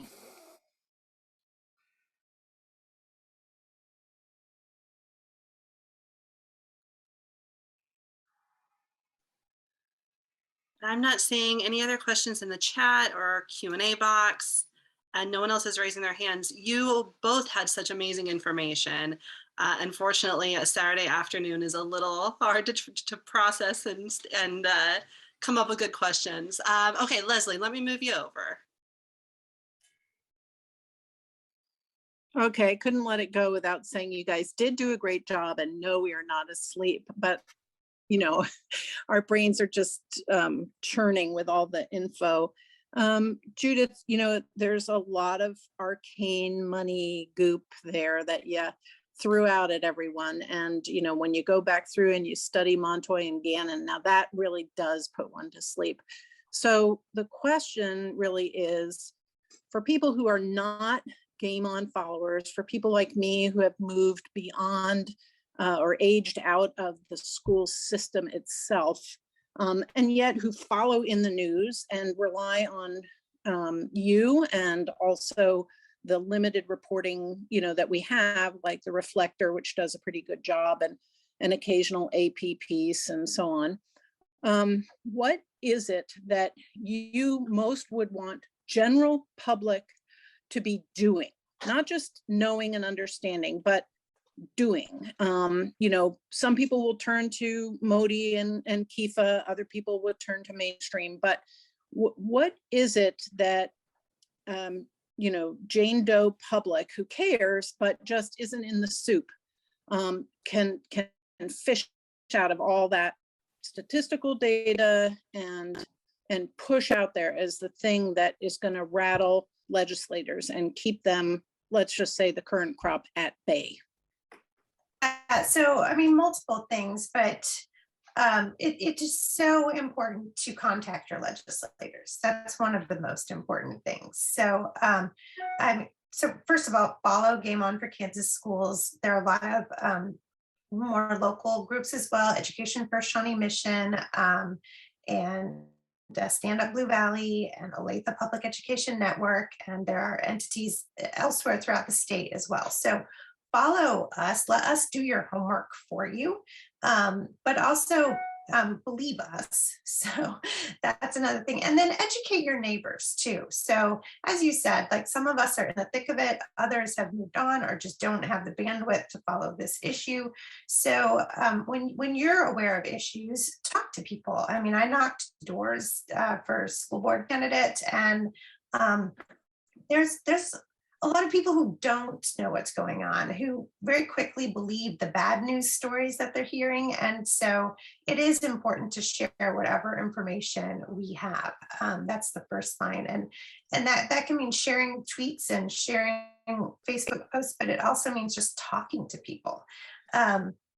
Definitely stay in touch with your legislator, whether they're a friendly or not. They need to be hearing from Kansans. They need to hear that we still support public education. We still believe in public education. We still believe public education is better than some of the other solutions that are being proposed. I mean, some of those other, when the medicine hurts more than the initial disease, it's not a medicine. So we just need to make sure they feel the pressure. And I think that's generally a mainstream issue, is that people who are not fanatics, zealots, are more hesitant to make political engagement part of their everyday activity. But unfortunately, that's where we are. They're hearing from the zealots. They need to hear from us as well. And even if they're friendly, because they may get in a committee hearing and have somebody say, well, I'm hearing from people and they're all telling me to pass this awful bill. And so we need our people to be able to say, hey, I'm hearing from more people who think we should vote against this awful bill. So those are just, it's really important. Thank you. We think that the CRT issue is also part of the undermining of public education, because one of the things we heard at the hearing, the interim committee hearing, was that assessments are going down because of DEI trainings, or like sort of this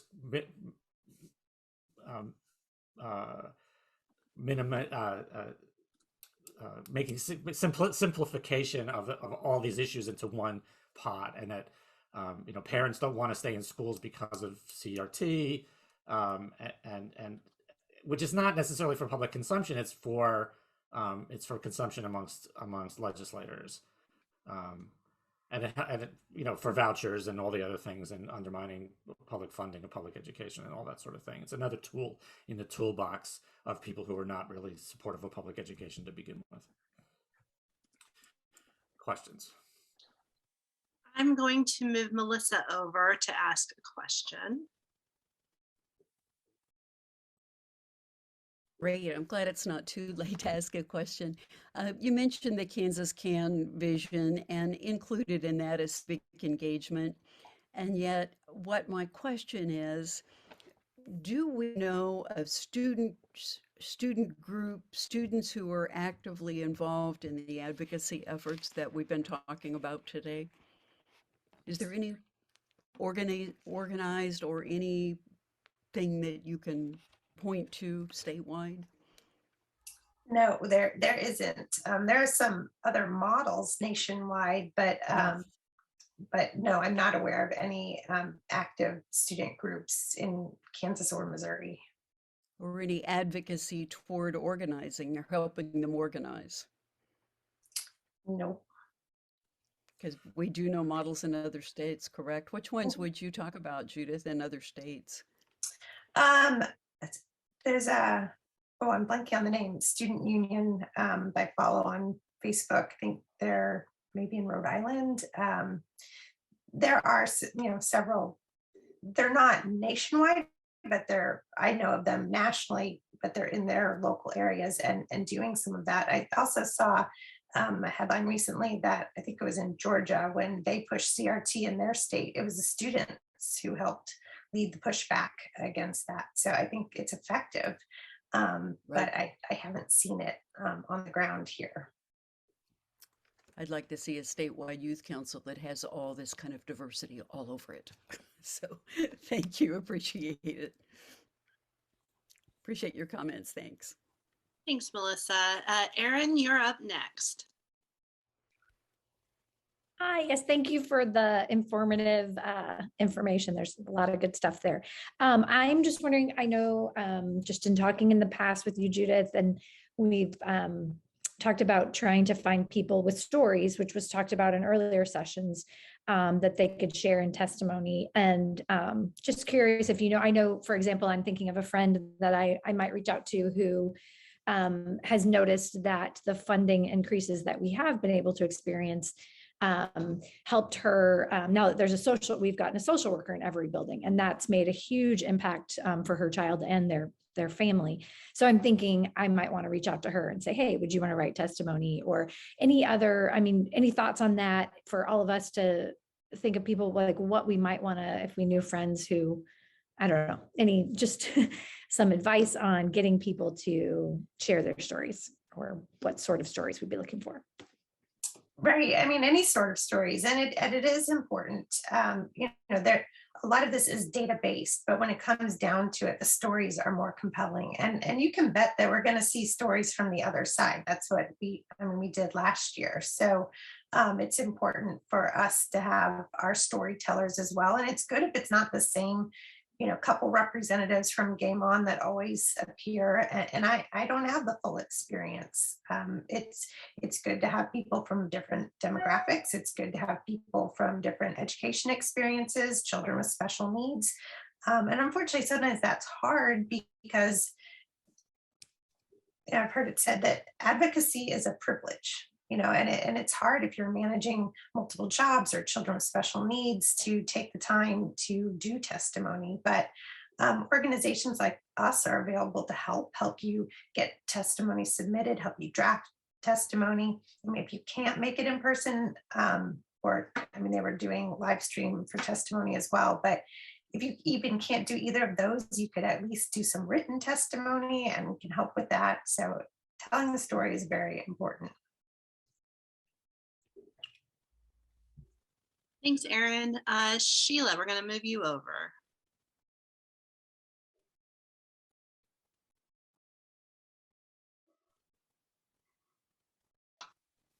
Sheila, if you're still with us, you can ask your question now.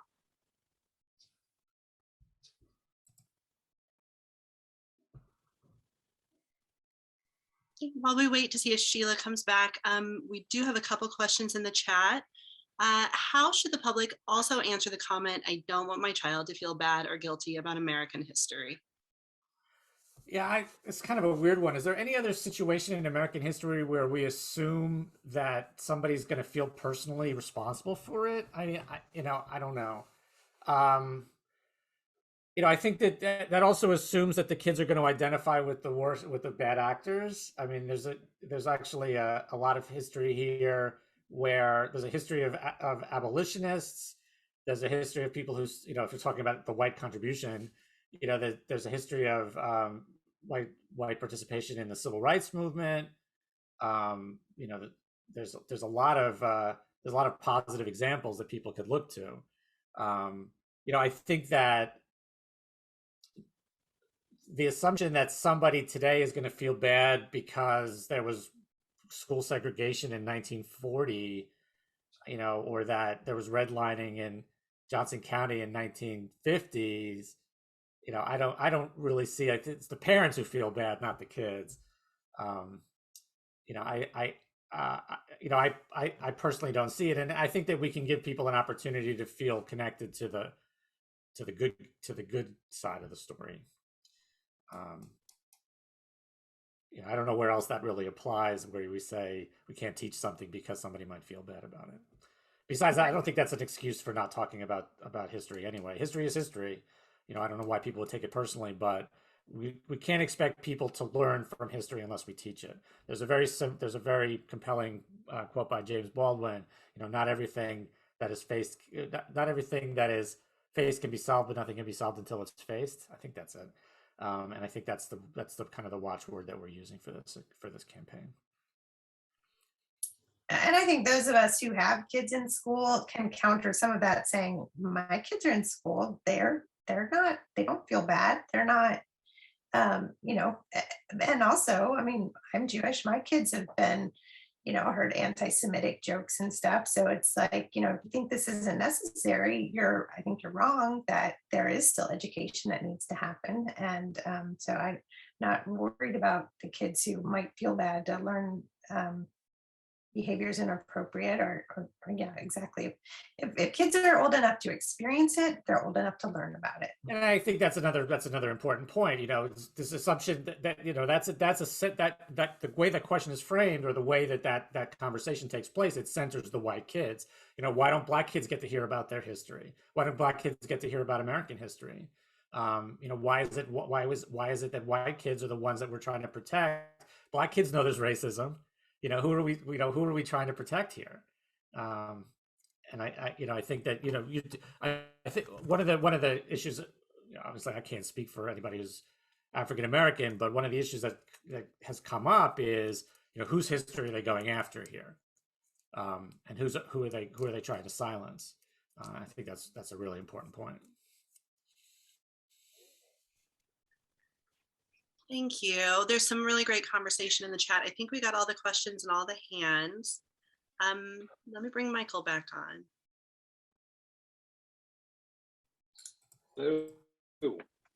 Thanks, Laurel, and thank you, Modi and Judith, for being on here today. As we've said before, there's just a ton of information, and it's been like that, over the course of the past couple of days. But you really did distill down and clarify a lot of questions that I've been hearing around the issue. So we do appreciate that. Any last words for us? That made it sound like you were leaving us forever. But any last words you'd like to impart to the group about how to get involved right away? First, I'd like to say, make sure that you get involved with KIFA and with Game On for Kansas Schools. So go to their web pages, follow them, get their information. But what else? I think the people who are on this call are probably pretty well engaged and informed, but I would say that just, get on the mailing list, keep an eye out. Mainstream Coalition is part of the Teach the Truth Coalition, and they will pass out information about action opportunities and also rally and outreach opportunities to legislators. I would say, if this issue is important to you, then stay engaged and informed and active. Thank you. And I think just, consistent with our Game On name is that, it's time to get off the sidelines. If you're at all on the sidelines, people on the sidelines.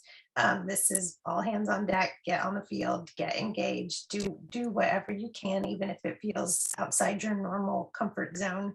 And voter turnout, I know that's looming and Mainstream is all in on that issue, but we're still having problems getting young voters to turn out. And I don't just mean the students, I mean the young adults, young parents. And if we're going to win on education issues, we need young parents participating. Thank you very much.